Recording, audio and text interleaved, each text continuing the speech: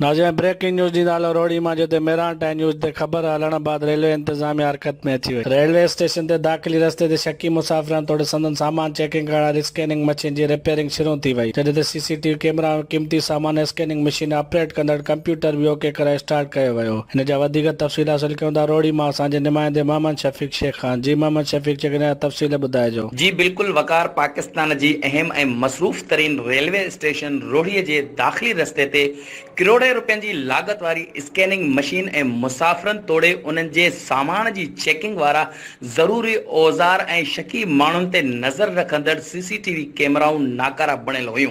जॾहिं त इन हवाले सां मेहरान टाइम न्यूज़ ते ख़बर नशर कई वई हुई, जंहिं बाद ज़िला रेलवे इंतज़ामिया हरकत में अची वई आहे ऐं रोहड़ी रेलवे स्टेशन जे दाख़िली रस्ते ते शकी मुसाफ़िरनि तोड़े संदन सामान जी चेकिंग वारी स्कैनिंग मशीन जी रिपेयरिंग जो कमु शुरू कयो वियो आहे।